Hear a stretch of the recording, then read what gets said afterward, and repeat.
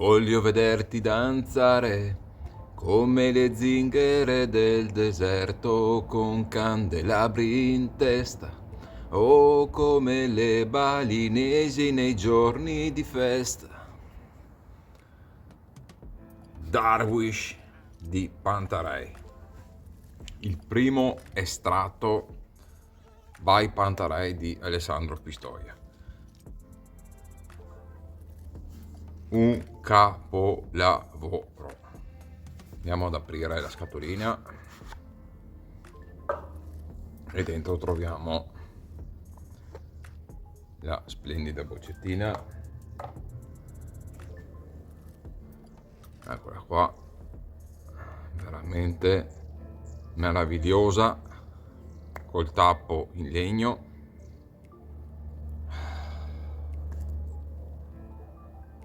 Mamma mia. Allora, parliamo di questa fragranza. Ho voluto aspettare alcuni giorni prima di parlarvene perché la volevo provare, la volevo capire e come sempre non andrò a fissarmi sulla piramide olfattiva di per sé, che comunque la trovate nel sito, nelle descrizioni vi lascio sempre il link, potete andare a vedere, lo trovate la descrizione e tutto quanto, ma più che altro cosa trasmette a me. Allora, fatalità, negli ultimi mesi ho preso i carboncini per bruciare gli incensi, quindi ho preso i carboncini, ho preso l'olibano, la mirra, l'incenso liturgico, 12, 13, 14 tipi di resine diverse. Le ho provate da sole, le ho provate in mix, anche per capire di che cosa stiamo parlando, no? Perché molte volte noi usiamo un profumo, sì, è incensato, è resinoso, ma di che cosa sa la mirra da sola? Di che cosa sa l'olibano da solo? Ecco. E quindi quando mi è arrivato l'estratto a casa, ho fatto così,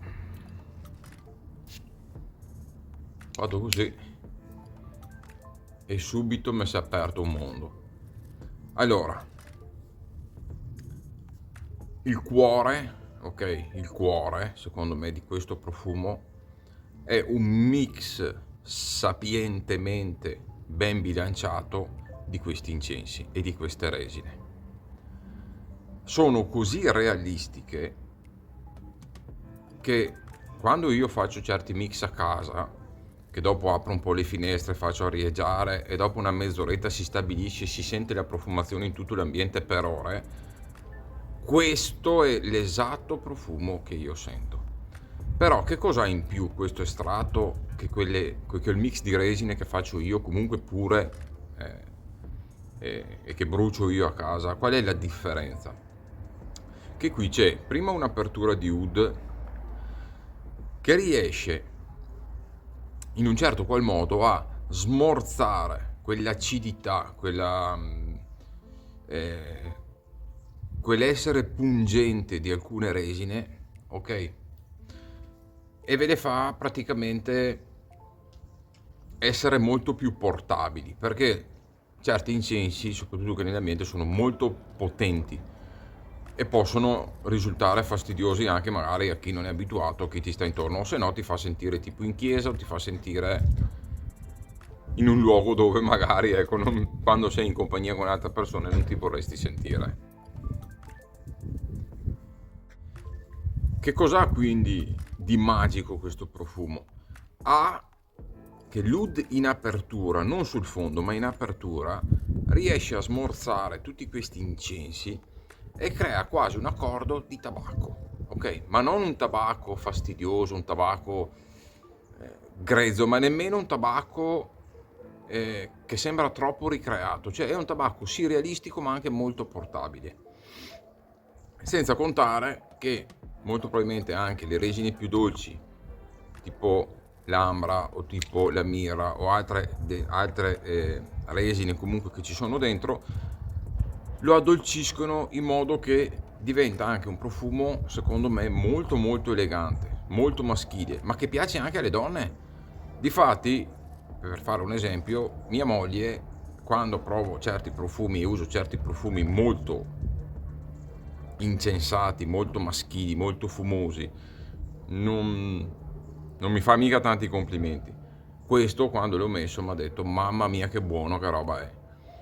Ecco, questo significa saper avere un naso veramente raffinato, e anche con profumazioni così potenti, perché questo vi posso assicurare, spruzzato qua 24 ore dopo lo sentivo ancora sulla pelle, e sono cose che rari profumi, rari marchi riescono a tenermi sulla pelle così tanto. Parliamo comunque di un estratto, Questo ci riesce, ma lo fa in un modo molto piacevole. A differenza ad esempio del Fougère Gothique che un giorno vi porterò, che è una profumazione estrema in ogni cosa e che è veramente difficile da portare, questo ha la potenza di un Orto Parisi di Gualtieri, ma riesce secondo me ad accontentare molte più persone, ma ha anche un carattere, secondo me,